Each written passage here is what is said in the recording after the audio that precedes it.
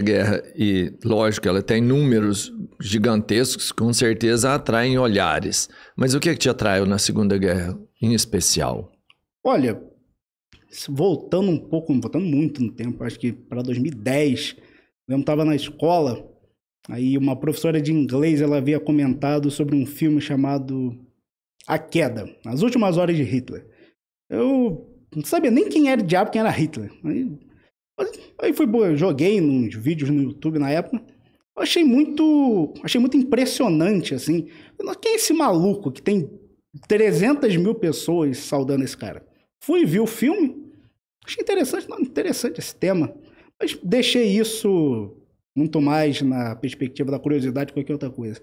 Aí passou um tempo, e eu lembro, nunca me esqueci disso, estreou no National Geographic um documentário chamado Redescobrindo a Segunda Guerra Mundial. Eram 6 episódios, onde eles pegavam do começo da guerra, as razões dela ter estourado, até o final, até a derrocada da Alemanha em 45. Eu fiquei fascinado completamente por aquele documentário. São 6 episódios. Eu devo ter assistido cada um daqueles episódios pelo menos 70 vezes.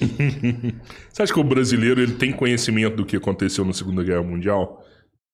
Muito vagamente, mas muito mesmo, porque eu gosto de dizer, a Segunda Guerra Mundial é um tema tão amplo.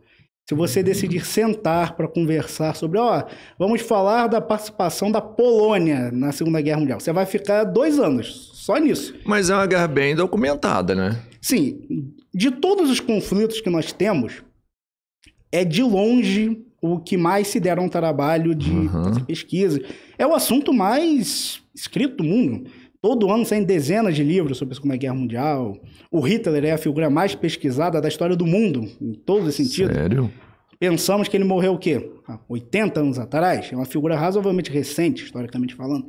E ainda assim, o fascínio que ele despertou foi tão grande que incontáveis historiadores, incontáveis pesquisadores, documentaristas, diretores de cinema mergulharam completamente na mente daquele maluco para ver quais eram as motivações dele, por que ele fez o que fez, por que tantas pessoas o auxiliaram para fazer aquele genocídio imenso que ele fez, e por aí vai. Então, é basicamente isso. Em suma, o tema, ele me atraiu porque ele era muito vasto, era muito curioso, na acepção da palavra, assim, uma guerra mundial, uma guerra que aconteceu em praticamente todos os cantos do mundo, fosse envolver o país da América do Sul, da África, da Ásia, guerra no Pacífico, guerra na Europa.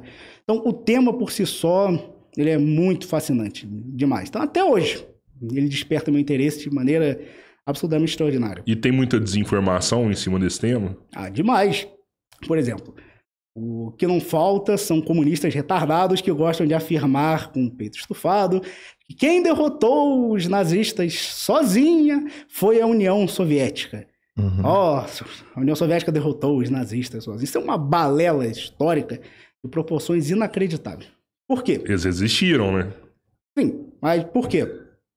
Primeiramente, se não fosse a União Soviética, não teria existido sequer a Alemanha nazista. Por quê? Vamos voltar um pouquinho no tempo. Não dá para você falar da Segunda Guerra Mundial sem você falar da Primeira Guerra Mundial.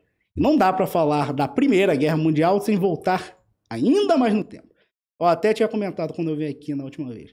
Para você falar de uma coisa que aconteceu ontem, se você quiser entender verdadeiramente as razões, você vai ter que voltar muito no tempo, mas muito, para você conseguir rastrear aquilo. Então, as raízes que vão levar à explosão dessas 2 guerras mundiais acontecem num contexto de uma figura tão ímpar na história quanto o Hitler.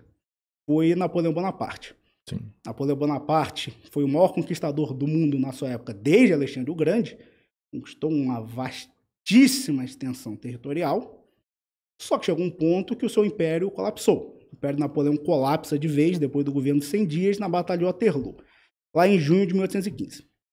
Só que, qual era o contexto disso? Na última vez que eu estive aqui, eu falei longamente sobre a Revolução Francesa, e como a Revolução Francesa criou o mundo que nós temos hoje. Vejam o primeiro episódio do Wallace aqui na nossa casa, vocês vão gostar muito. E o Napoleão não é diferente. Napoleão, por exemplo, ele era grande amigo do irmão do Robespierre. Napoleão, por muito tempo, ele disse que ele estava levando à frente as perspectivas da Revolução Francesa, balela populista pura. Napoleão é uma figura muito mais complexa que isso. Mas, enfim, Napoleão ele criou um pandemônio na Europa. Por exemplo, o Sacro Império Romano Germânico tinha praticamente 1000 anos de idade. O Sacro Império Romano Germânico acaba por causa de Napoleão. Napoleão restaura o período monárquico na França, que havia acabado com a Revolução Francesa, e quando ele cai, volta à monarquia dos Bourbon. Mas por quê? Os países europeus se viram numa situação tão periclitante, onde reis estavam perdendo a cabeça, guerras estavam irrompendo para todos os lados. Então, eles se sentaram, os líderes das principais nações europeias, e falaram: olha, precisamos dar um jeito nisso, precisamos colocar essa situação de maneira mais proba, mais azeitada.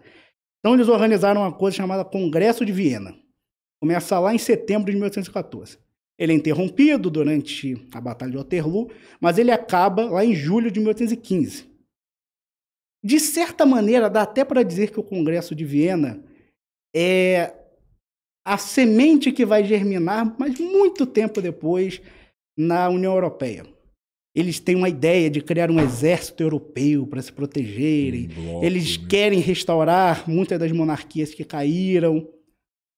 E eles acreditam piamente que os acordos que eles vão fazer ali serão suficientes para que eles possam impedir guerras tão grandiosas e terríveis quanto as que o Napoleão levou à frente. Só que eles fracassaram tremendamente. Em 16 de outubro de 1853, começa a Guerra da Crimeia. Uma guerra absolutamente esquecida. É uma guerra de otomanos, ingleses e contra o Império Russo.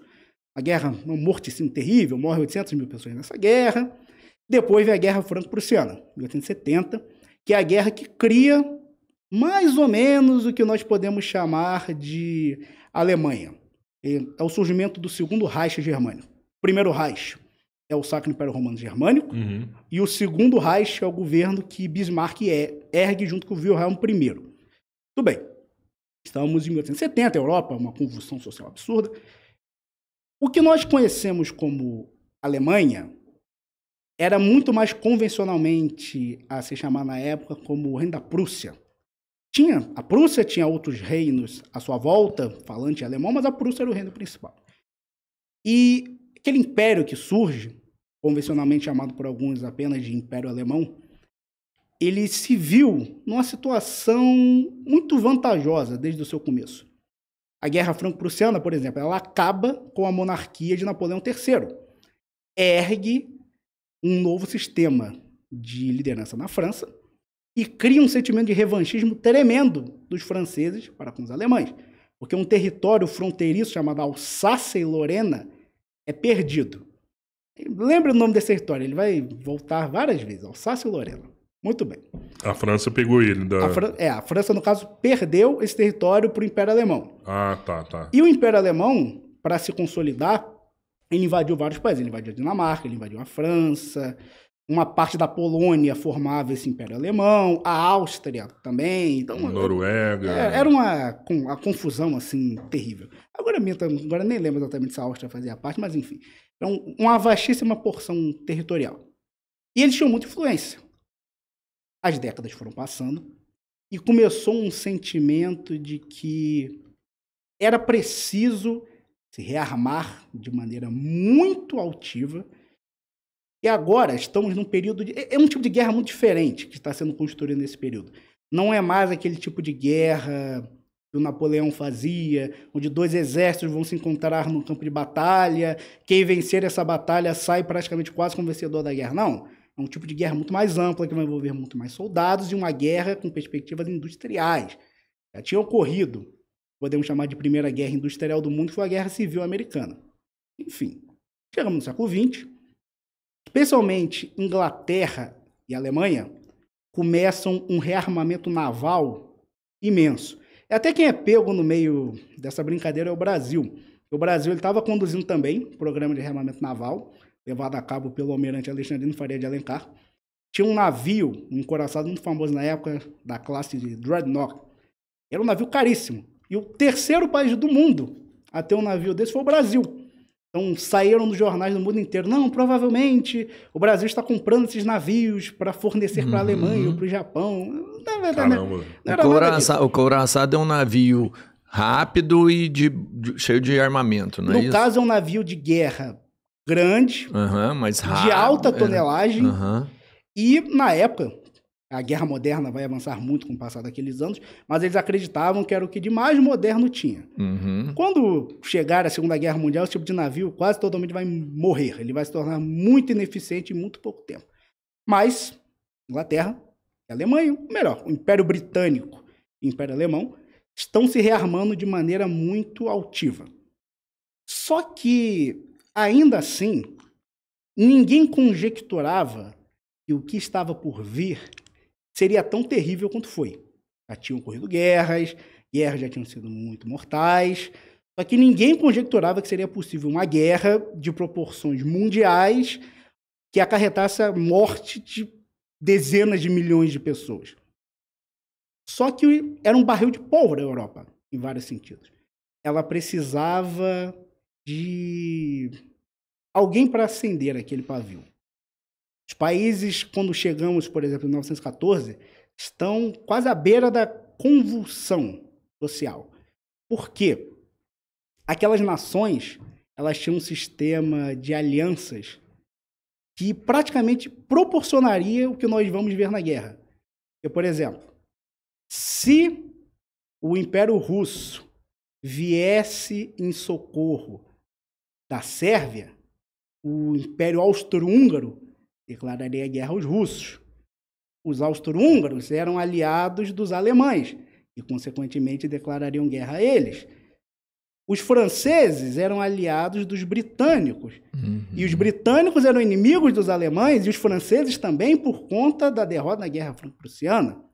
Então, eventualmente, caso a Alemanha invada a França, ela também está declarando guerra à Inglaterra.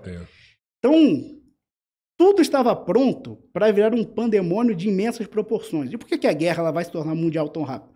Porque só o Império Britânico comandava o Canadá, comandava a África do Sul, comandava a Austrália, comandava a Índia. Então, se você está declarando guerra ao Império Britânico, você já está declarando guerra a um império que tem países em praticamente todos os continentes. Então, consequentemente, já poderia se chamar de uma guerra mundial em pequena escala. O estopim para esse pandemônio começar é a morte do herdeiro do Império Austro-Húngaro, o Franz Ferdinand.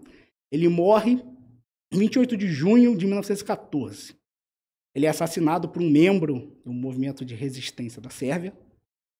Isso cria uma situação absolutamente periclitante. Durante todo o mês de julho são feitas conversas, são feitos debates, mobilizações militares, até que finalmente a guerra explode. Explode, como eu citei, esses países tinham várias alianças entre si. Mas essa morte foi usada como pretexto para começar a guerra. Porque, como eu disse, esses países, essas, vamos dizer, as principais nações, vamos colocar aqui de um lado. De um lado está o Império Russo, a França e a Inglaterra, o Império Britânico. Do outro lado estaria o Império Alemão, o Império Austro-Húngaro, o Império Italiano, Reino da Itália, melhor dizendo. Só que aí vai ter uma coisa engraçada, quando a guerra explodir de fato, a Itália vai mudar de lado e vai pro lado da Inglaterra e da França. Uhum. Mas a Itália, na segunda, ela era do lado da... Na segunda, só que na primeira ela luta contra a Alemanha. Sim. Só que as consequências da Primeira Guerra vão ser um dos principais motivos que fazem a Itália se aliar à Alemanha na segunda. Mas isso já é outra coisa. Eu perguntei essa questão de estopim porque a Segunda Guerra Mundial ela teve um estopim, né, que foi a morte de um embaixador ali. Ali começa o ataque dos alemães na Noite dos Cristais, né, se não me engano. Se eu estiver errado, Não, depois você me corrige. A Noite dos Cristais é em 1938, a Kristallnacht. No caso, aquilo ali foi praticamente a deflagração de guerra definitiva dos nazistas contra os judeus. Sim. Porque, no caso, já existiam há alguns anos as leis de Nuremberg, que impediam relações entre alemães e judeus. Os judeus não eram praticamente mais considerados cidadãos alemães. Uhum. Mas vamos nos ater rapidamente aqui à Primeira Guerra. Beleza. Então, o que acontece? A guerra explode, só que rapidamente a guerra deixa de ser rápida. Ela se torna uma guerra estática, uma guerra demorada, uma guerra custosa e uma guerra que praticamente vai distorcer o tecido social da Europa. Impérios que tinham centenas de anos, gerações de monarcas que haviam comandado países, toda a estrutura social de nações inteiras, quando essa guerra acabar, elas vão sumir. Elas simplesmente vão desaparecer e serem substituídas por coisas tremendamente piores. Sim, a Europa do período monárquico do século XIX tinha falhas absurdas. Vide a quantidade de guerras que explodiram naquele período. Só que aquilo, a história, especialmente das nações europeias, elas razoavelmente caminham para um melhoramento das suas estruturas com o passar das décadas. Mas a ruptura que nós vamos ver com a Primeira Guerra Mundial praticamente vai impelir muitas dessas nações à guerra de novo, porque, como eu disse, as consequências do que vai acontecer aqui na Primeira Guerra Mundial praticamente vai desenhar de novo o cenário de outra guerra. Tanto que muitos historiadores, eles não dizem que existe uma Primeira e a Segunda Guerra Mundial. Eles dizem que é um conflito só que teve uma pausa de... que a Primeira Guerra Mundial acabaria em 1919, seria uma pausa de 20 anos. Mas, enfim, para resumir, porque o nosso tema não é a Primeira Guerra Mundial, a Alemanha, tanto quanto franceses e ingleses, vão ficar paralisados durante meses nas trincheiras da frente ocidental. Pouco tempo não, né? Depois de alguns anos de guerra, o Império Russo dos Romanov vai entrar em convulsão social total, porque começa a Revolução Comunista do Lenin. Revolução essa que, olha que ironia, olha a história cheia de loucura. Uma das nações que ajuda a financiar a ida do Lenin até a Rússia, para propagar a sua revolução, é a Alemanha. A Alemanha auxilia o Lenin no seu intento. Se ele soubesse o que ia acontecer 20 anos depois. Enfim. Então, o Império dos Romanov colapsa. E lá em março de 1918, vale até ressaltar, os soviéticos só vão se estruturar mesmo lá para 1922. Mas o Lenin já tinha controle do que podemos considerar as partes industriais mais relevantes da Rússia. Ele não comandava a Rússia inteira, mas ele comandava aquilo que era mais importante. O exército branco monárquico ainda vai lutar há muito tempo, mas o que importa estava sob o controle do Lenin.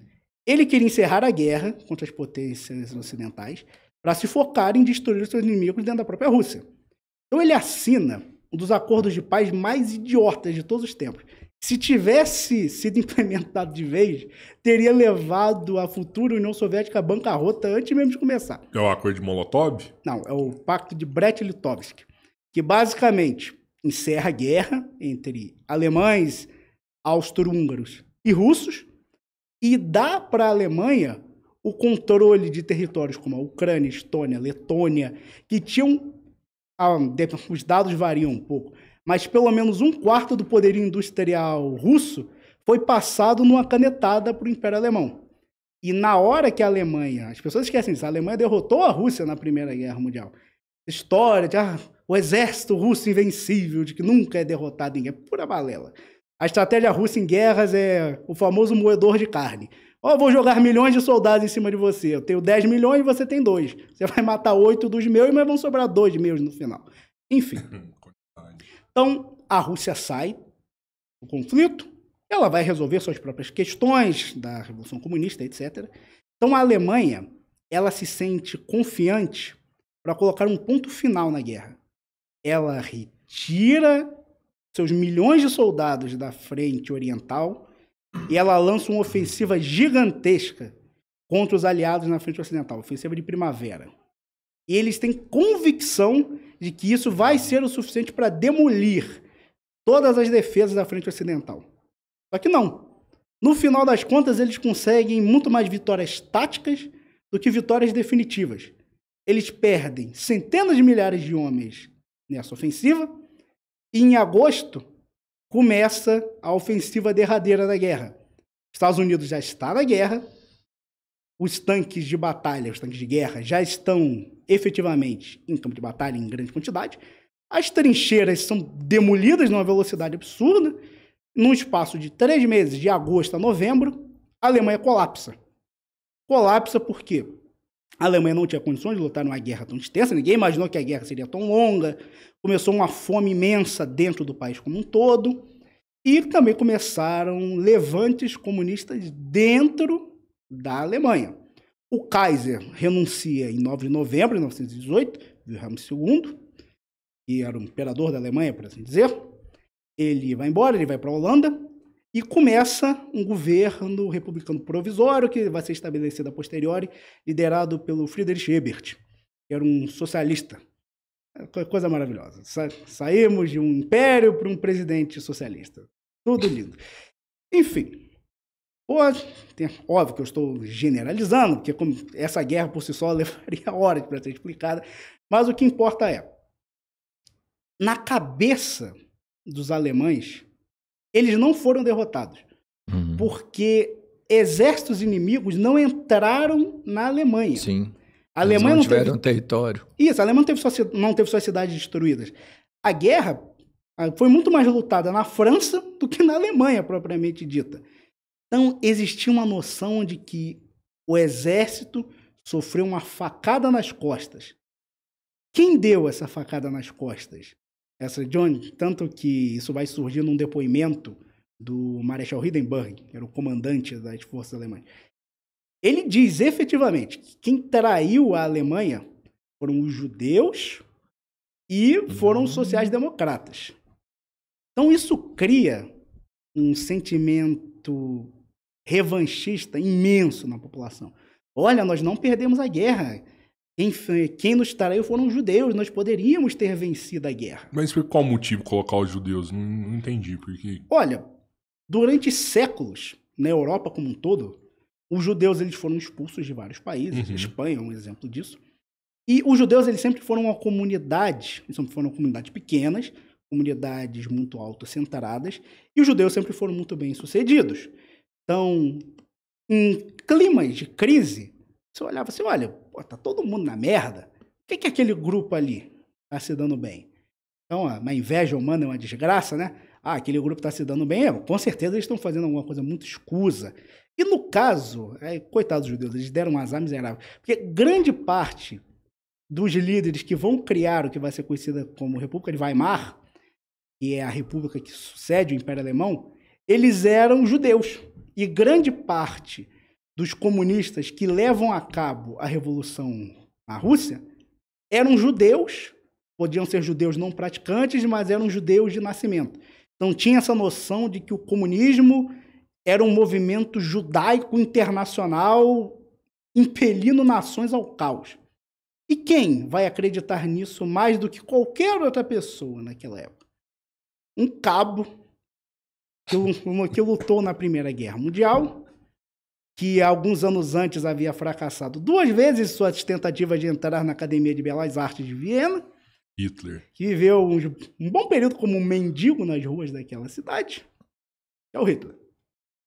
O Hitler foi um militar muito condecorado na Primeira Guerra.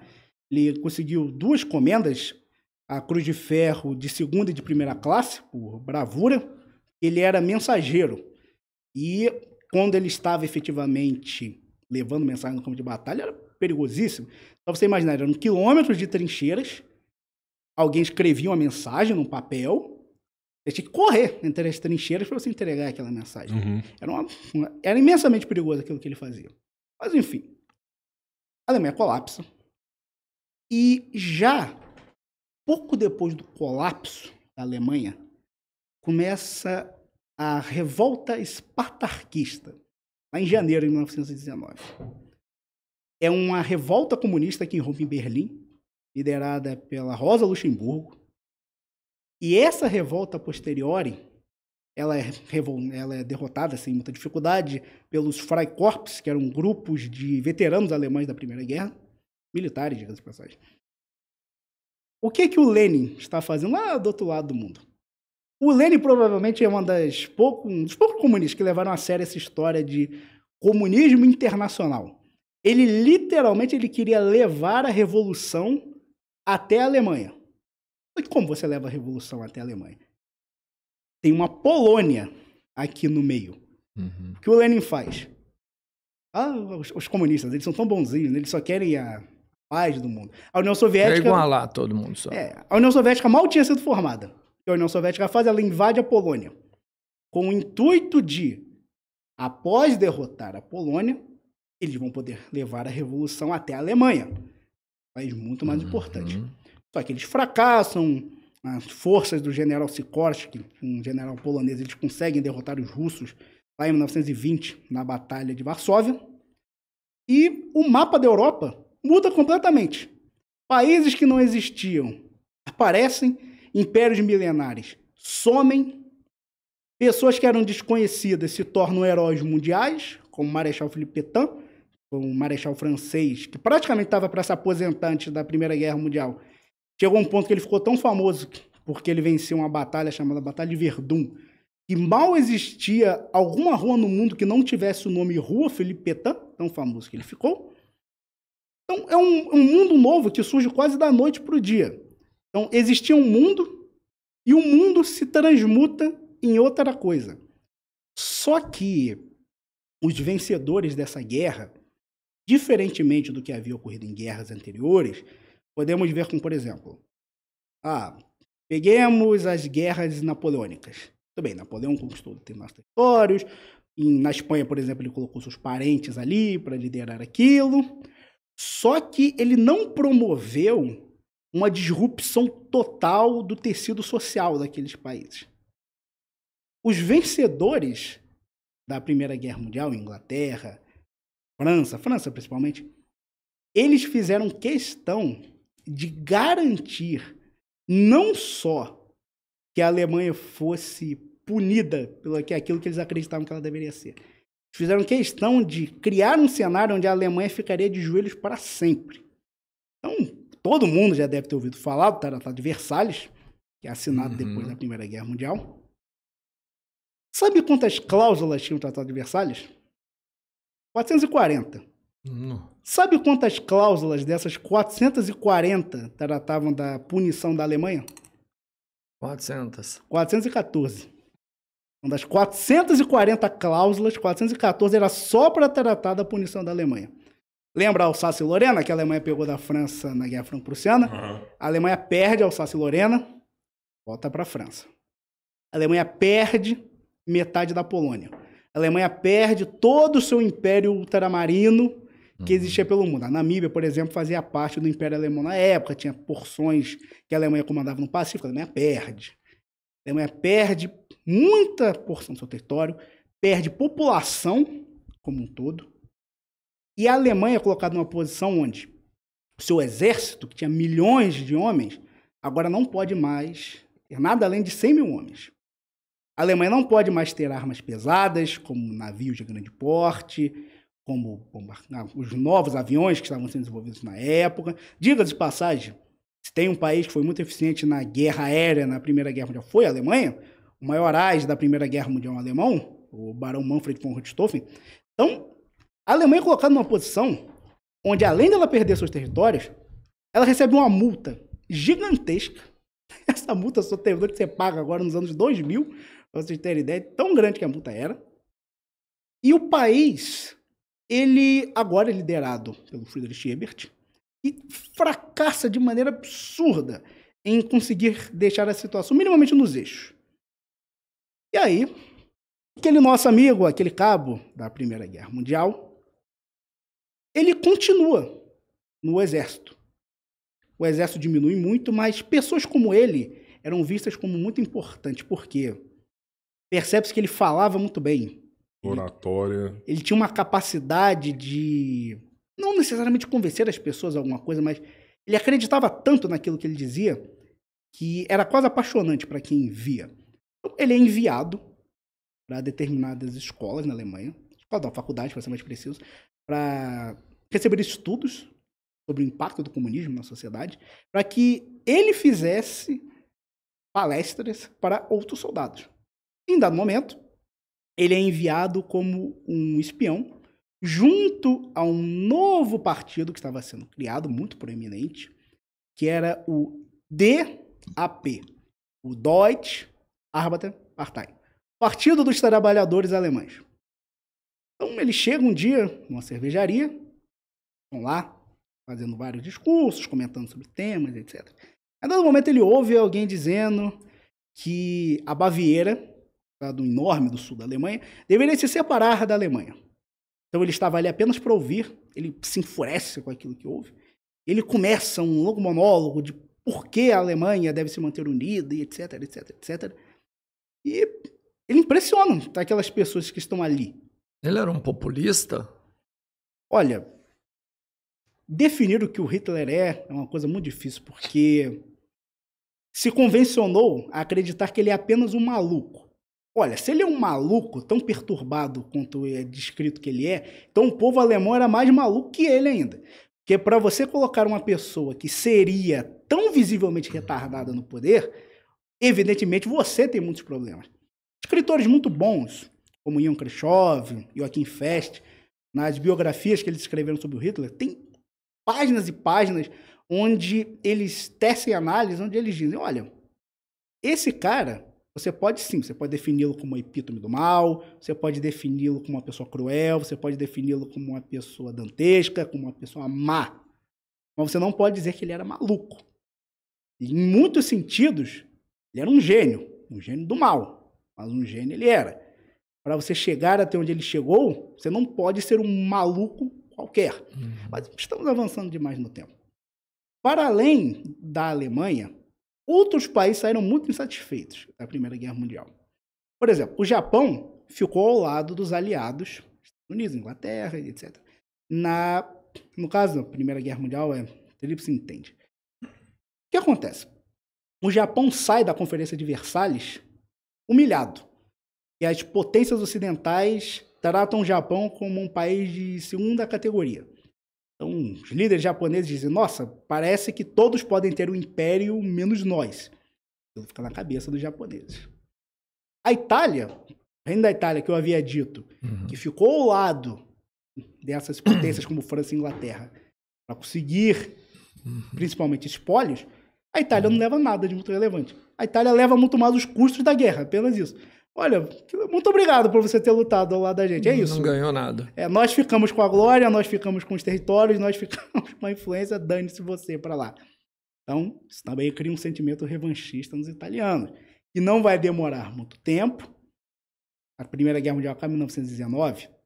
Não vai levar nem 5 anos para o Mussolini assumir o poder na Itália, junto ao movimento fascista dele. Então, temos esses 3 países, Alemanha, Itália e Japão, profundamente descontentes com o cenário formado. Temos o Hitler, que é esse cabo de oratória muito perspicaz, apesar de muito maligna, que vai conseguindo galvanizar apoio. O partido dele, o DAP, o Partido dos Trabalhadores Alemães, é um partido muito pequeno. E ele vai conseguindo inflar os números ao ponto que ele consegue atrair para o movimento um homem chamado Ludendorff.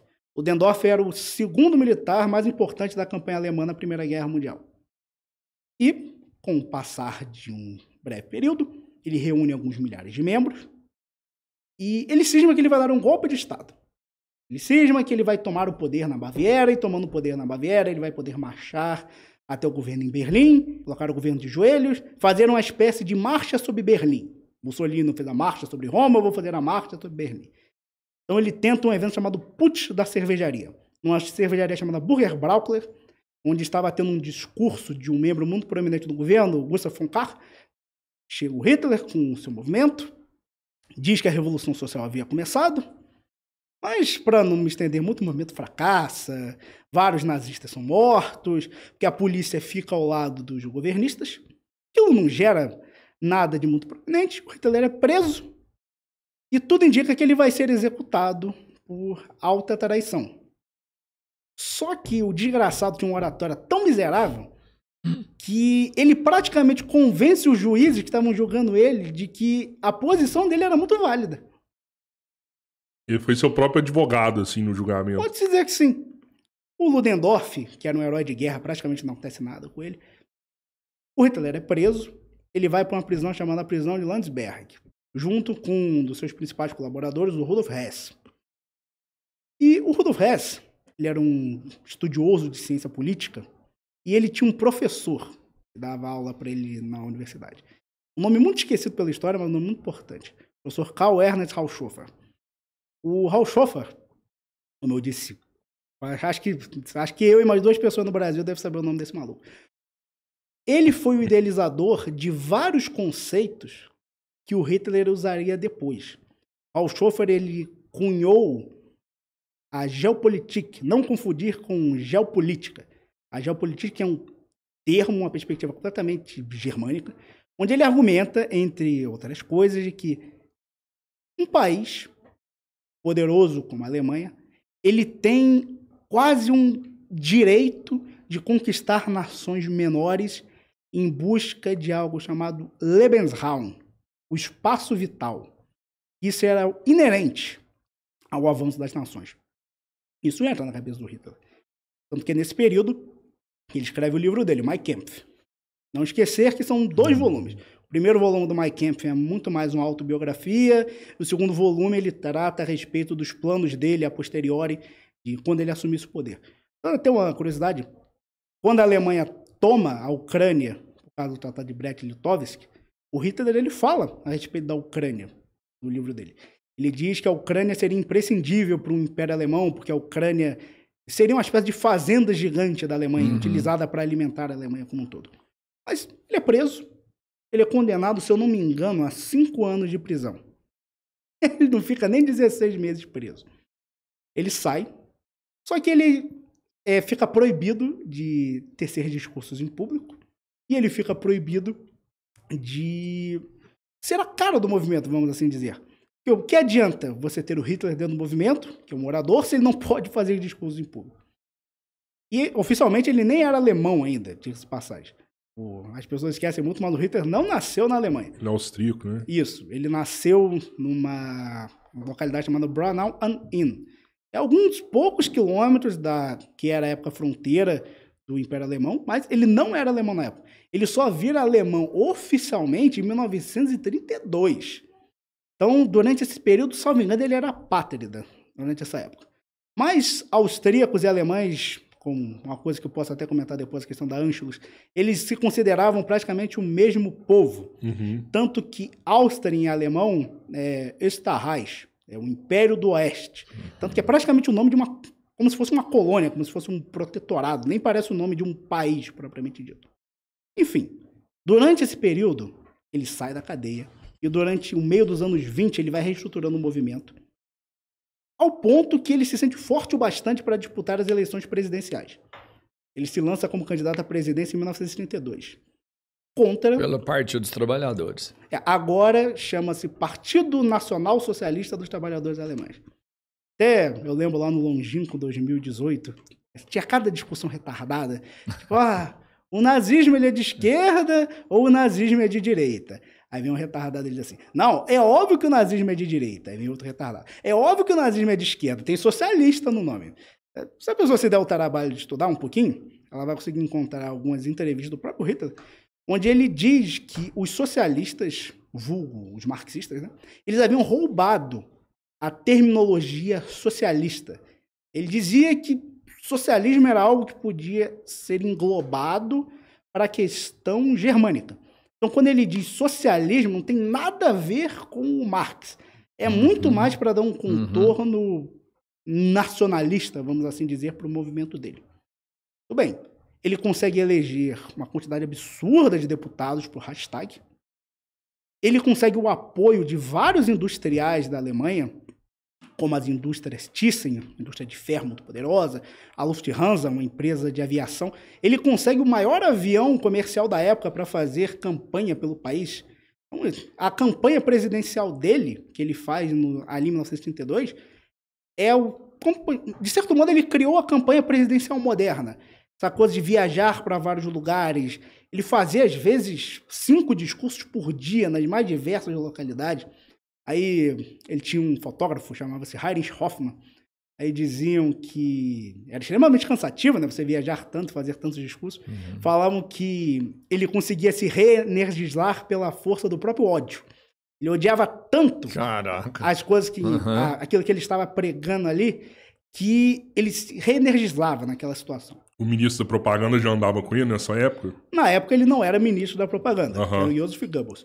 O Goebbels ele é enviado para comandar toda a propaganda em Berlim ainda nos anos 20. Ele tem muito sucesso ali. Ele já trabalhava junto com Hitler ali, ele já cuidava da imagem. Já. O Goebbels é uma figura muito curiosa. O Goebbels ele foi comunista no começo da vida. Nossa. Só que ele se impressionou tão... nós temos os registros dos diários dele.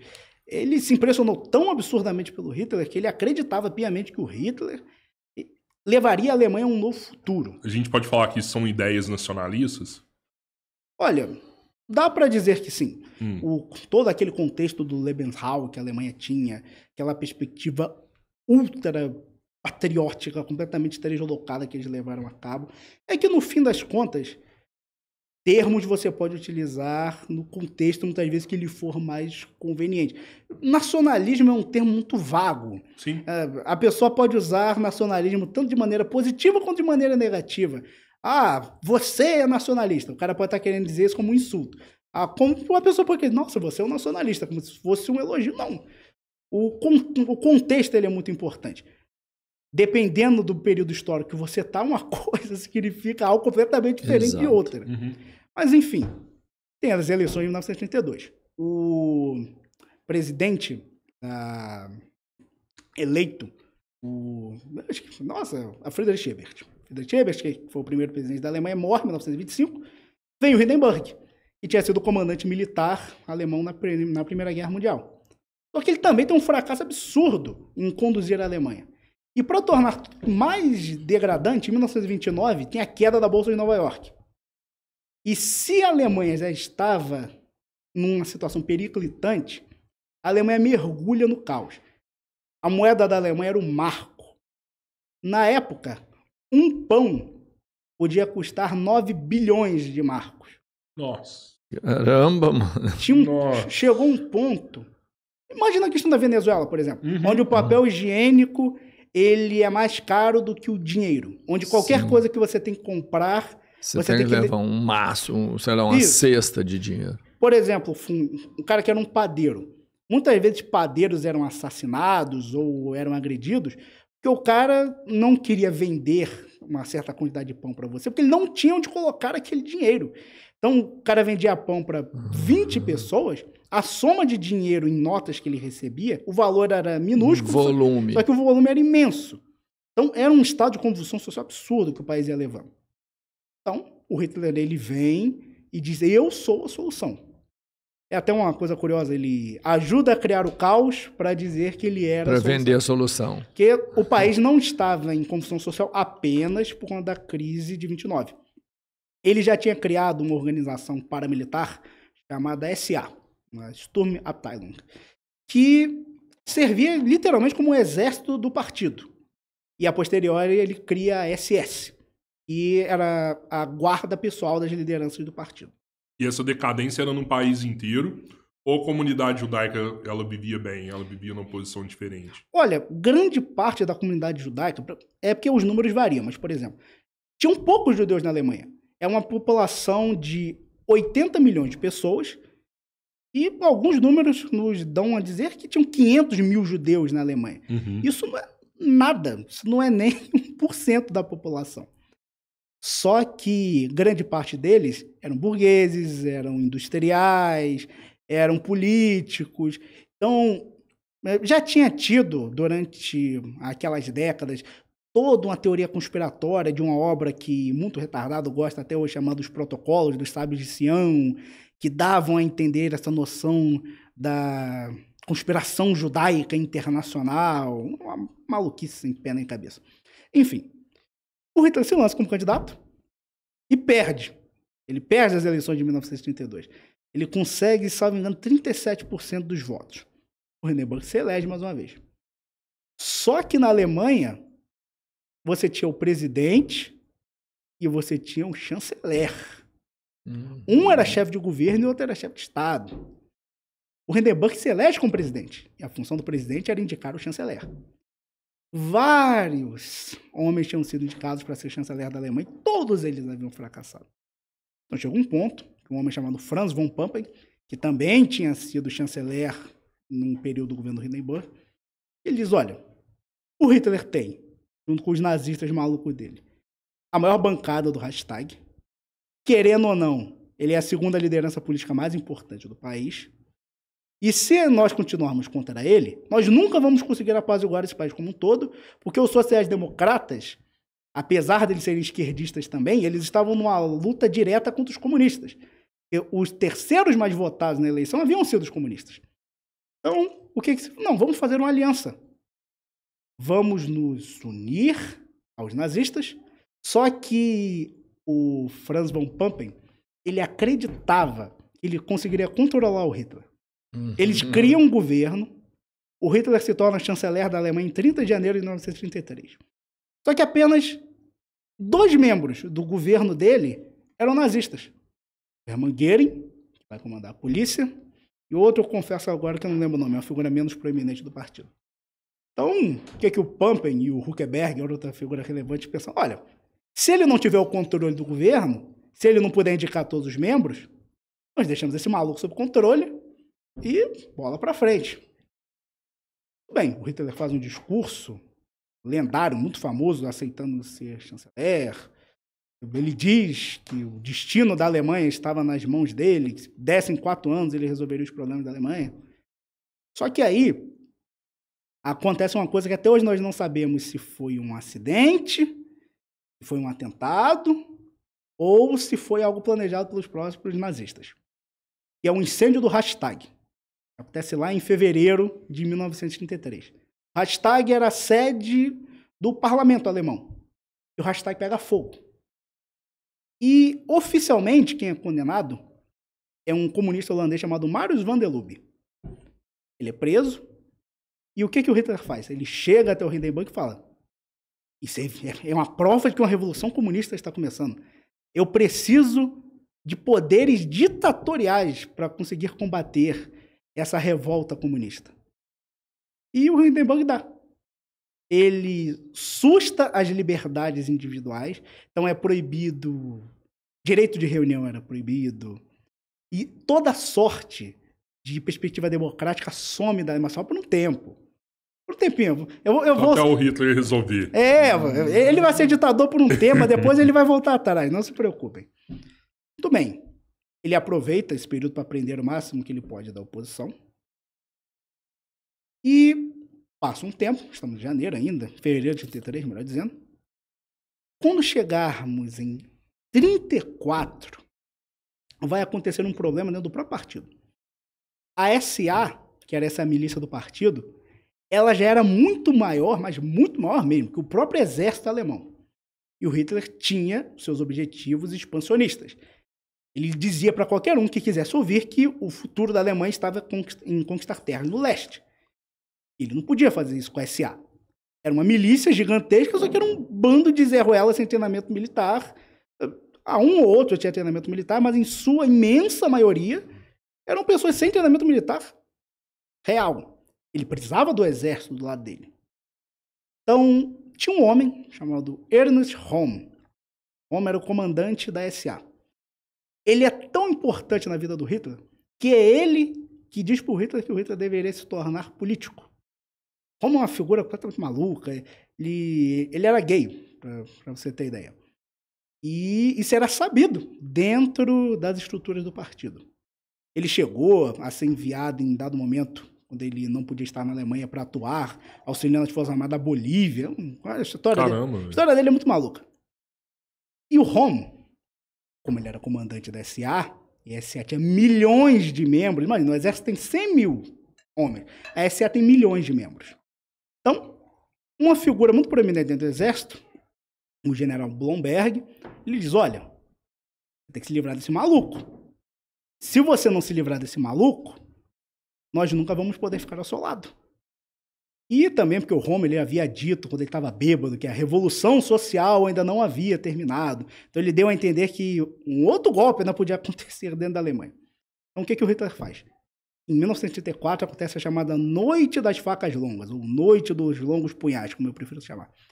Ele manda matar toda a liderança da SA, incluindo o próprio Ernst Röhm, o Gustav von Kahr, que lá no putsch da cervejaria havia denunciado Hitler após ter dito que iria auxiliá-lo, é morto.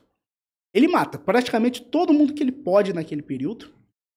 E ele justifica aquilo, mas isso é necessário para manter a segurança do Estado, etc. E o Hindenburg, onde é que estava o Hindenburg, o presidente? Velho, completamente fraco. No final das contas, o Hindenburg morre pouco depois dessa crise. Hindenburg morre. Vamos convocar novas eleições, né? Precisamos de um presidente. Não. O que o Hitler faz?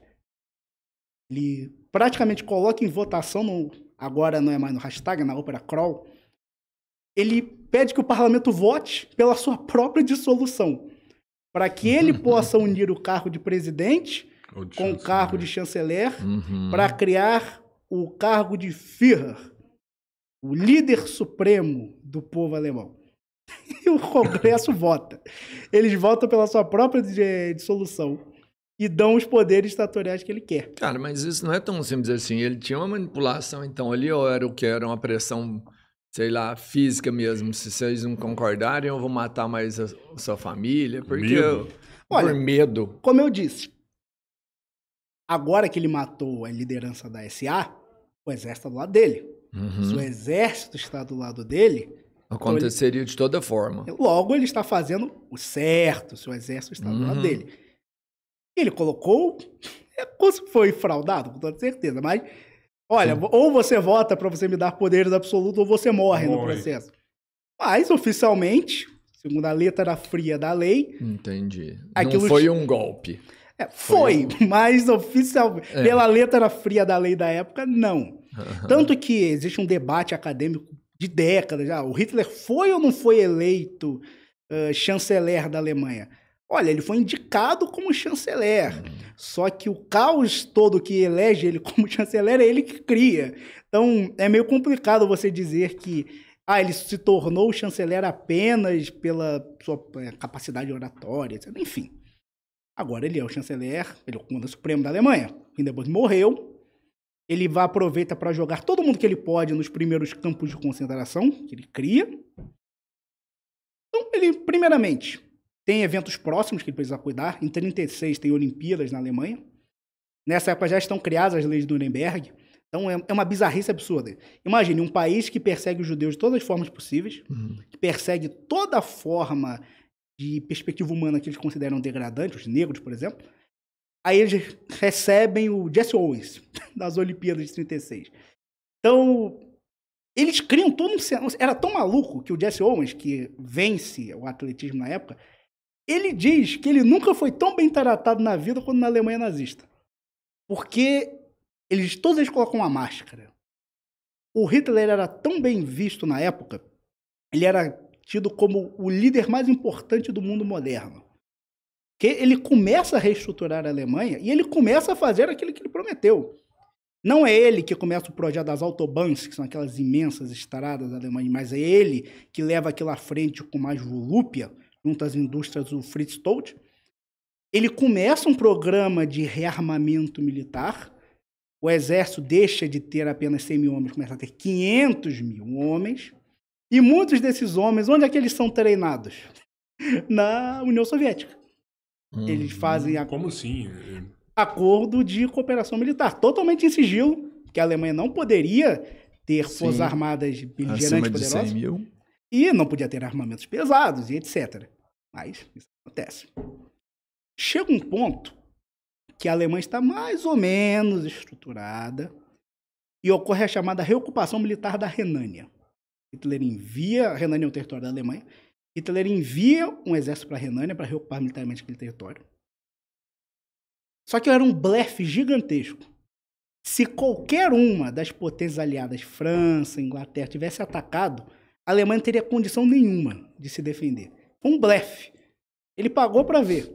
E ganhou. Reocupou militarmente a Renânia. Então ele resolveu dar um blefe maior ainda. Ele queria ocupar um território na Tchecoslováquia, um país que não existe mais, chamado Sudetos. Sudetos era uma região da Tchecoslováquia lotada de alemães. Então ele queria que aquele território fizesse parte da Alemanha. Só que os generais já estavam, esse cara tá ficando meio maluco. Se a gente começar uma guerra, a gente não tem condição de vencer uma guerra agora. Os planos eram, vamos começar a guerra lá para 42, para 43. Não estamos prontos para lutar uma guerra agora. Então o que acontece? O Werner von Fritsch e o Werner von Blomberg, Blomberg era o ministro da guerra, e o Fritsch era o chefe do Estado-Maior do Exército. eles entram num cenário assim, olha, a situação continuar da maneira que está, talvez a gente tenha que derrubar esse cara. A situação está meio periclitante. O Hitler é ditador, mas ele não comandou o exército totalmente. O exército alemão ainda tinha muito aquela coisa aristocrática. Por exemplo, lá na frente, quando tiver o atentado de 20 de julho e a Operação Valkyria, quem coloca a bomba é o coronel von Stauffenberg. Stauffenberg ele era um conde, ele era membro da aristocracia germânica. Então, muitos desses, vocês podem ver, muitos desses generais eles têm von no nome. E isso era um termo que quase nobiliárquico. Então, indicava que você era uma pessoa ou de natureza monárquica ou que você era uma pessoa muito relevante, para que você pudesse colocar esse von no seu nome. Então, o oficialato como um todo ainda via de maneira desconfiada. As decisões de um cabo, né? Porque eles viam Hitler como um cabo também, alguns, né? Então, o que acontece? Ele vendo que não tinha totalmente comando do exército, ele decide aproveitar uma oportunidade muito fortuita. Em janeiro de 1938, o Blomberg, ele se casa. O padrinho é o Hermann Göring, o ministro da Luftwaffe, comandante da Força Aérea, e uma das pessoas que está presente é o próprio Hitler. Só que o que a Gestapo descobre? A Polícia Secreta da Alemanha. Eles descobrem que a mulher, o Blomberg, ela havia sido uma antiga atriz, como é que eu posso dizer? Que tirava umas fotos assim meio, sabe, meio playboy, sabe? E isso era um escândalo tremendo. E eles aproveitam para criar uma história de que o Werner von Fritsch, chefe do Estado-Maior do Exército, que ele era gay. Então isso entrou para a história como o caso Blomberg-Fritsch, que no espaço de apenas algumas semanas o Hitler consegue tirar o ministro da guerra, Blomberg, e tirar o chefe do Estado-Maior, era o Fritsch. Quem entra no lugar do Blomberg é o Brauchitsch. Só que ainda assim, ele ainda não tinha comando total sobre o exército. Ele queria colocar no comando do exército um general chamado von Reichenau. Reichenau era o mais nazista de todos os militares alemães. Só que o Reichenau ele não era antigo o suficiente para ser comandante do exército. Então, o Reichenau fica numa função mais secundária. E a situação continua avançando um pouco. Só que o Blomberg meio que ele vai entrar na obsolescência, ele praticamente, a carreira dele acaba. Tanto que a Segunda Guerra Mundial vai acontecer, ele literalmente não vai fazer nada, ele não participa da guerra que vai acontecer. Mas o Fritsch continua. E vários membros do alto comando do exército veem os movimentos do Hitler na Tchecoslováquia como quase suicidas. Porra, se ele invadir a Tchecoslováquia, nós vamos acabar entrando em guerra com a França e a Inglaterra, e nós vamos perder essa guerra. E o Hitler estava disposto a ir até as últimas consequências. Ele iria começar essa guerra, se necessário fosse na cabeça dele. Então, começa a Conferência de Munique, lá em 1938. Setembro de 1938, para ser preciso.